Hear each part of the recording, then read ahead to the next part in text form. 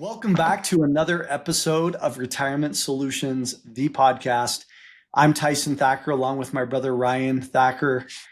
We are the Retirement Brothers from B.O.S.S Retirement Solutions and Advisors. And man, Ryan, we've got a special episode today that we want to talk about. This one really hits close to home. We're going to be talking about a topic that's not only close to our hearts, but it really is essential to every single one of you listening today. It's all about legacy, right? Legacy. How do you want to leave your money? What does this look like to you for how you want to pass on not only your money, but your principles, your values? All of that really goes into leaving a legacy. And this is one of these things that we're passionate about talking about, because so many people, they get to the end of their life and they either A, haven't shared with their kids any of this philosophy, or B, the kids don't even know from a financial standpoint what they have. And then C, the kids end up fighting about this, unfortunately, and doing the exact opposite thing. Instead of leaving a legacy of peace and love and comfort and security, they leave this legacy unintentionally because there was no plan of fighting and disagreement and hard feelings. And so, Ryan, let's dive in. Let's talk about why this is so important and why so many people get this wrong. Yeah. Well, first of all, I just think about our parents, our mom and dad. We were raised in a middle-class family and grew up in Utah, and our dad was a barber, and he was a genius when it came to he was early on. The Cottonwood Mall in Salt Lake City is where he had his barbershop from 1969 until 2006 when he retired. Mm-hmm. The reason why he was a genius is because the Cottonwood Mall was the first mall built west of the Mississippi River.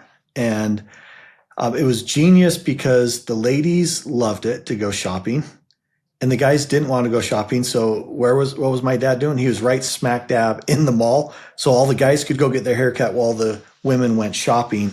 And at that time period, that's just the way it was. And so he had a tremendous business that he did there in the mall. He had other barbers that worked for him right there in the mall.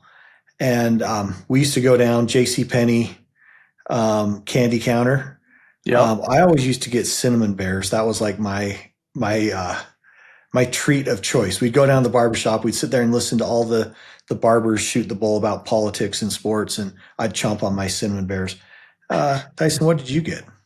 There was a couple of go-tos for me. The first one either was chocolate-covered jelly rings that were all different flavors. But I loved sucking the chocolate off of the jelly ring and then chewing the jelly. I felt like it was a two-step process instead of you just throwing those cinnamon bears. That's why I love chocolate cinnamon bears now. It's because I enjoyed the two-step process. Yeah. The other one that I used to get a lot is I used to watch Dad go and get almond clusters or peanut clusters. And so sometimes I'd follow in Dad's footsteps and go get those too. And it wasn't like, we'd bring $1 to the barbershop or something like that. And we'd be like, hey, can you get us as close to $1 as you can? So it wasn't like a pound of anything. Oh, dude, it was how much we could afford. Yeah. Yeah. So that was what our dad did for a job. Let's just say he was successful, but there was 7 kids. There wasn't a ton of money going around. And so, we needed to have an escape. And my dad and mom, their vision was to have a place in the mountains, a cabin. Yeah. And this is like, sometimes people have cabins, like the cabins in Park City or Aspen or Vail, those are just mansions, and those are just mountains in the cabin, or, mansions in the mountains. Our cabin was paid for with cash. When Dad had money, he did all the work himself, and it was awesome. For 45 years, their dream was to have a place in the mountains that we could escape. Make homemade ice cream on Memorial Day with the leftover snowbanks. Because in Utah, Memorial Day, there's still snowbanks left over. It's the beginning of summer. Barbecues on the 4th of July, and there was a creek that ran behind the cabin, and people would try to fish, and we'd throw rocks in the water. So not a lot of fish catching, but we'd scare the fish by throwing rocks in the water as we were little kids. And that was, Tyson, talk about what our mom and dad envisioned with the cabin. What was the legacy that they wanted to leave? Well, they wanted to leave what I was talking about, a legacy of memories, a Yep. legacy of time together, a legacy of really being able to work hard together uh, dad would go up there and always have a project, and he'd always recruit us kids. And honestly, the weeks that mom didn't come, we didn't understand as little kids why mom wasn't there. But I think it was honestly because she just needed a break from seven Yeah. kids, right? Oh yeah. Yeah. Dad would take 100%. dad would take at least some of us, and usually it was the boys, and we'd help with as much as we could at the time. You and I were a lot younger than our brother Kent, so Kent was actually working more than we were. We were mostly playing trucks and moving dirt and things like that with our Tonka trucks. But their whole goal was to say, look, with the barbershop, we're not going to have like a summer home somewhere that is a mansion like you were talking about, but we can build this cabin and we can teach them how to work through building the cabin. We can teach them what it's like to really make memories together by having a place that we can all gather. And so it was fun. And every week there was because dad had a different project, we were learning different things about how he thought. I mean, I remember getting home from somewhere, whether it was running track or whatever, and dad would be at the dinner table after dinner, and he would have these Time Life books out, and he would be reading these Time Life books. And maybe at the time it was working on doing the electrical for the cabin. And so he would be reading how to put the electrical how to drill holes through the 2x4s and how to hook them up to the electrical boxes for the switches, for the lights, or for the plugs, how to put that down to the circuit breaker, how to not electrocute yourself while you're doing it. I mean, it was this process that dad is, if you talk about a do-it-yourselfer, man, dad knew how to do things. And growing up, you and I would talk about it and say, man, dad can do anything that he wants to do. And I mean, building a cabin, I can't imagine still to this day as a 53-year-old building a cabin from scratch. But, dad just broke it down into pieces and made it happen. As you're listening to this, what is the legacy that you want to be remembered for? What is it that you want your kids or your grandkids to have and to think about? Because, when you really look back at this, this life is about relationships. And I think being in this retirement business, the thing that we love is we get to hear about the memories and the stories about how all this money was made, how it was lost, how it was rebuilt again. And it's just a really, really rewarding profession because, it's moments like this, as we talk about our family cabin, we know that each one of you have things that are important to you. What are your core values? What are the knowledge, expertise, and experience that you want to pass on? And that's more than money. Everyone thinks it's about money, but it's more than money. And so we would encourage you to write it down. Write it down. Dr. Stephen Covey talked about, begin with the end in mind. If you start with your headstone, if you go fast forward all that day, on the day that I die, what is it that I want to be remembered for? And if you write it down and start working on it, it's really, really powerful. And I think, Tyson, that's been one thing that, let's just tell one other story from the cabin. Our dad, being the barber, always looking for ways that he could use the connections that he had in the barber shop to have things that could benefit what he was doing at the cabin. And he had this customer that worked for the U.S. Mint shredding money. Yeah. And this story is about how money is not the end all be all. They were talking one day, and it was right at the time that my dad was getting ready to insulate the cabin. And so they were talking about it, and he was telling about what was going on at the cabin. He's like, I have all of this, like, unlimited amounts of shredded money. that you could literally blow in like insulation. And my dad's like, well, how much is that going to cost? Doesn't cost anything. It's going to be, you just have to haul it in and you have to figure out how to blow it in the walls. And so this is one of the iconic stories. We always joke, Park City is not too far from where our cabin is. You got one of the billionaires in Utah right now. He just listed his cabin in Park City. I think it's $39 million. It's not even finished. He listed it for $39 million. It's crazy. It's not even finished. That was not our cabin, but we loved thinking about. So my dad ended up getting that shredded money from the U.S. Mint and blew it into the walls, the foundation walls of the cabin. And we used to joke about, imagine if you could put all of that shredded money back together. And the cabin was worth millions and millions of dollars just in shredded money that's blown in insulation. It's just funny, right? It's a funny thing, but that money had no value.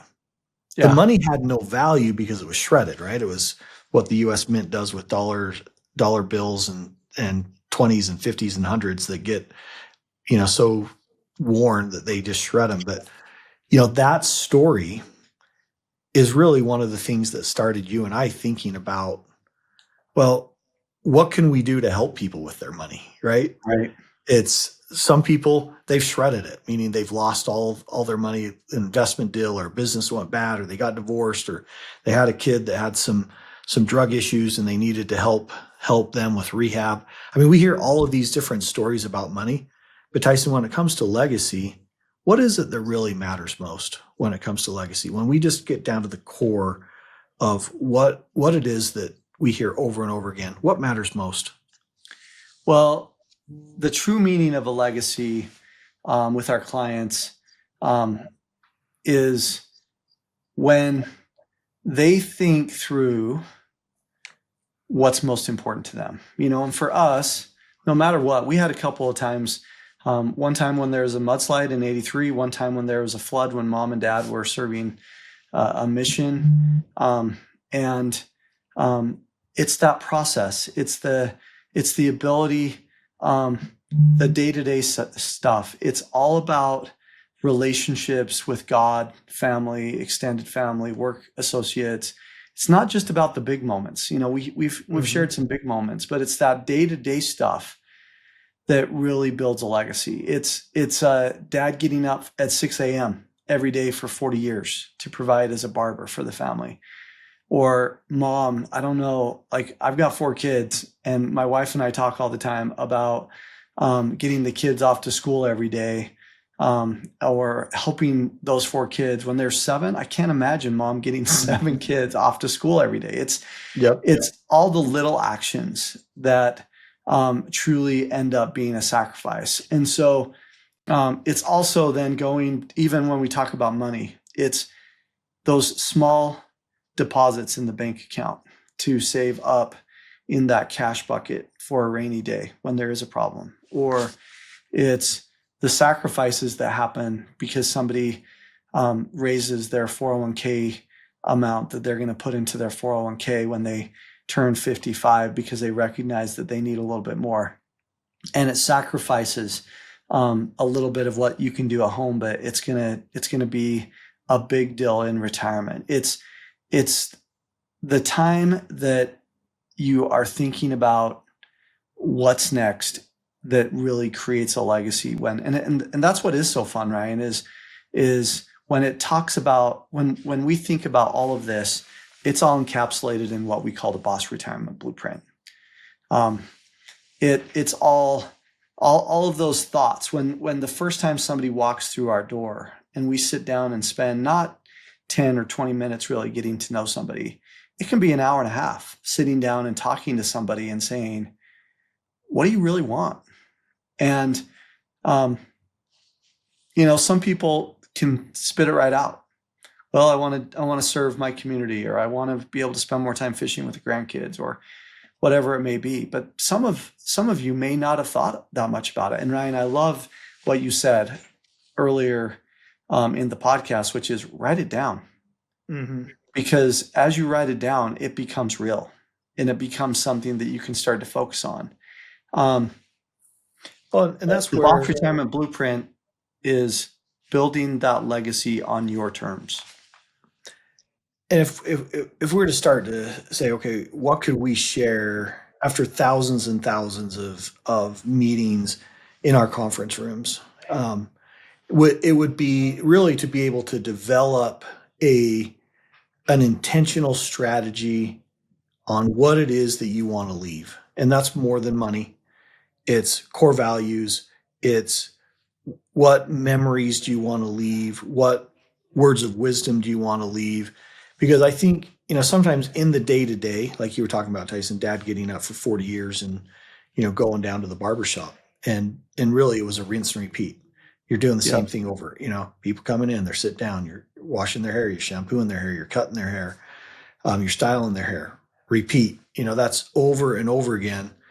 And I think a lot of our lives are that way. We do the It same is. thing over without intention. And when you have intention and what it is that you want to do, now you can start to have those crucial conversations that really make a difference. And I think with all of the wonderful things that we have with technology and the connections, man, sometimes we're just missing the Sunday dinner table where you sit down and talk about your successes and you talk about the setbacks and what can we do about this. I think it's in today's world, it's so much about how fast can you scroll through, what's the dopamine hit like when you're looking at your favorite sports team, or you're trying to connect with some old friends from high school, whatever it is. But there's not the depth that happened. And one of the things that we do at Boss Retirement Solutions and Advisors is we're helping the families who are forgotten, really, when it comes to retirement planning. We help the mass affluent. The mass affluent in this country is largely ignored because the big wirehouses, they want to have the guy that has 10 million or 25 million, and they want to build some customized plan for that person. But at Boss, it was intentional. Build the optimal system of security. That's what Boss stands for. We're building the optimal system of security for the people, right? We, the people, here in this country. And, that's a privilege. It's a privilege because it's not just about how much can we manage or what do we have in assets under management. It's about how do we help you know where your paycheck's going to come from? How do we help you get the most out of Social Security? How can we help you minimize your investment risk? A lot of our families come in, they're like, look, I don't need to hit a home run. I don't need to find the next Apple or Nvidia or, whatever the hot topic is of the day. There's like, I want to make sure my money lasts as long as I do. Totally. And then when I die, I don't want to pay every nickel out to Uncle Sam. I want to have a tax plan that's going to make sense, that of course I'm going to pay my taxes, but I don't want to give Uncle Sam a tip. And then the last piece, I want my money to go to those that I care about, or my favorite Yep. charity, my causes that are important to me. And Tyson, what we love about what we do is we're helping those with $300,000 to $3 million. And that group, some people are like, well, I wish I had $3 million. Well, maybe you have 300,000 and you don't have 3 million, but let's make your 300,000 work like it's 600,000, or let's make your 3 million work like it's 6 million, Yes. and you don't have to be, it, most of our families have had a lot of life events, the twists and turns that they wish they had more money, but they don't. So here we are now, I'm 62 years old. How do I make the most out of that money? And, there's some bad apples in financial services. They're just, one of the things we hear is, who do you trust? Who do you trust in all of this? Trust somebody that you feel is going to have your best interest at heart, not because disclosures or disclaimers or the giant stack of papers they have to stick because the SEC makes you stick this giant stack of papers in front of people that they know no one understands anyways. It's looking across the table and saying, I know they're going to have my best interest in heart because I see it in the actions that that happen over and over again as we work together now, 10 years from now, 20 years from now. And that's very, very rewarding, Tyson. Well, and it's so true, right? Let's actually get a little bit more practical now, because we see so many people who walk in. In fact, I have a client of mine who actually made up a T-shirt that said um, that retirement is not a shoebox. And she had, prior to coming and seeing us, had put everything in a shoebox. She had put all of her 401k statements unopened, all of her uh, the Social Security statements unopened, and the Boss Retirement Blueprint, building the optimal system of security. And much like Dad building the cabin one step at a time, we've built thousands upon thousands of blueprints. Just getting your financial house in order, getting your financial cabin in order, and using that same blueprint over and over again. We've got some insights that you probably haven't even thought about, because we've helped so many thousands of people. And it's, how do we make sure that we've got an estate plan in place? Do I need an estate plan, or is it just a will? What do I do for a financial power of attorney? What do the medical directives look like? How do I maximize the dollars coming out of my IRA or my 401k? If I own real estate, how do I make sure that that legacy gets passed on correctly to the kids? All of these questions that people have, it's pretty hard to stump us. We have helped so many people, and it's our passion. It's what we love. It's what gets us up in the morning. And it's the same with all of our team members as well, that everyone loves being able to take you as a client from walking in with that shoebox and saying, well, I have a few ideas about what I want to do, but I don't really know what the next steps look like, to the end of the Boss Retirement Blueprint, and making sure that everything is set up correctly. Yep. And Ryan, let's go back to Bob and Carol for just a second and use them as an example again. Because that's why we used Bob and Carol in the book, right? Is we wanted people to understand an example that you could relate to and then be able to see yourself through. And that's what Bob and Carol does. It starts with Social Security, and when you really look at their plan, and I'm just gonna turn here in the book. We were able to help Bob and Carol optimize their Social Security, meaning we looked at a plan. Here's the best way to take it. And the potential in Social Security is an additional $196,445. Imagine that. Just something they already did, but creating a strategy, put more money in their pocket. Then we were able to reduce their investment risk. So many people just set it and forget it. We look at it and we actually measure it. In Bob and Carol's case, when we looked at their $1,074,000, if we had a market downturn, we were able to measure that they were going to lose $344,000. They didn't want to lose $344,000, so we helped them dial back their risk in their plan to reposition the assets so that they couldn't lose money in a market downturn. How do you do that? You do that in an annuity. So many people think, oh, annuities are just for income. No, there's safe growth strategies that are important that so many people miss out on because they only think about the market. Well, that move able to help them reduce their potential risk by $244,000. What that translate that? They're keeping $244,000 in their pocket. They still have some money in the market that's subject to risk that they could lose $100,000, but they're going to sleep better at night. And then taxes, the retirement tax analysis. We talked about in our last episode. For Bob and Carol, we were able to potentially reduce their taxes by $641,282. So you add all those three areas together: Social Security, minimizing risk, and taxes, and that puts and keeps $1,081,783 by planning in their pocket. Remember, they started with $1,074,000. So this is where we talk about have your $1 million work like $2 million, or have your $200,000 work like $400,000. It's by planning. We haven't even talked about the growth strategies here. We haven't talked about investments. We haven't talked about what we're going to do.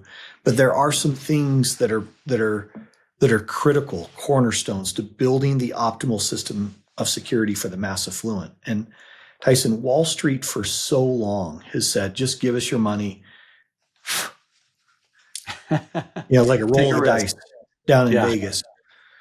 Retirees are waking up. That's not what they want. They don't want to just have their money in the market and potentially hope it grows. They want security. They want to know where their paycheck's coming from. We like to use annuities in there to create certainty. They want to have safe growth. We like to use annuities in there as well to create safe growth. We like to have long-term growth. We like that in the market, right? Well, that's your money that you're going to grow long-term, take a little bit more risk in. That makes a lot of sense. And then we like to have a tax strategy, minimize the taxes. And then all important, what does this all mean? Well, that's legacy. That's the purpose of this. That's the purpose of this segment is imagine getting to the end of your life and you didn't lose it all to Uncle Sam, right? Because you had a tax strategy and you had a tax plan. And unfortunately, you'll hear all the time, Tyson, we're not tax advisors, but we're working with people's retirement accounts. You better understand how taxes affect retirement accounts and Social Security. So many firms are just like, all we're going to talk about is we're going to do an investment portfolio. And it's this, we're going to do this investment portfolio that doesn't give a dang about what really happens to you at the end. You're just at the whims of whatever happens on Wall Street. And we care. We absolutely care about what happens to you and your family going long term. Why? Because we grew up in a middle-class family. We grew up in the middle-class American dream family where mom and dad stayed together, where there was 7 kids and money was tight, but we had to be alert, curious, resourceful, and responsive to what was happening in real life world. Well, Tyson, it's over 20 years ago now. We sat down just trying to figure out how we were going to help dad retire. He asked us questions about Social Security. Never did we know in August of 2021 that fast forward to 2025 that we would now be helping thousands and thousands of families retire with confidence, because it really started with the base questions that every one of you have when it comes to retirement. And we treat you like family. We try to do our best. Look, we're not a nonprofit organization. We make money. We make money when we put plans together, but it's our passion. Because I'll tell you this, no one was standing in line trying to help mom and dad on how to figure out how to Social Security because they didn't have enough money. They didn't have enough money that anyone really wanted to talk to them. But they had some real estate and they had an IRA here and they had some things that they had put together. And that became our passion. Once we figured out the path, it was let's show others the path. And showing others the path, we believe that good information to good people allows you to make great decisions. And as you make great decisions, we learn AI right now is all the rage, right? But you can't beat that human connection sitting across the table, listening to your stories, to your hopes, to your dreams, to your concerns, to your fears, and actually creating a plan. Creating a plan that's not just like, hey, that sounds really nice. But we found over and over again, that's really what the mass affluent are looking for. They're looking for real results from real people that's going to help them enjoy a real retirement. And that's I love it, Ryan. Love it. Well said. Why don't we leave it there for today? But I just want to reiterate a couple of things. Legacy, it's a daily process. It's about the relationships you nurture, the memories you create, and the values you live by. And then when you have the right planning, you ensure that that legacy continues well beyond what you ever thought possible. So our thought for you today and our challenge for you today is take action somewhere. Put these principles that we've talked about to work. We want you, whether you come in and work with us or not, to have a secure and independent retirement. We want to make sure that you feel like that as you take action, that legacy starts today. Make it count. So thanks so much for tuning in to Retirement Solutions, the podcast. And remember this, retiring successfully today, it doesn't happen by accident. It starts with a plan. And we believe that plan is the B.O.S.S Retirement Blueprint. Have a great week, everybody. Thanks for listening to the Retirement Solutions Podcast with Tyson Thacker and Ryan Thacker. If today's episode inspired you to plan for retirement, go to bossretirement.com/podcast to receive a complimentary B.O.S.S Retirement Blueprint. We'll be back in 2 weeks with another story to help you retire with confidence.